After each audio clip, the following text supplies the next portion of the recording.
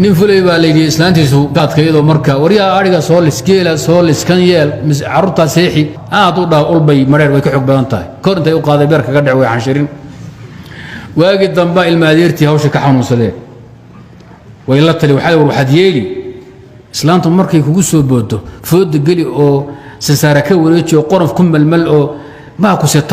taatike tabca loo baahan yahay wala carabi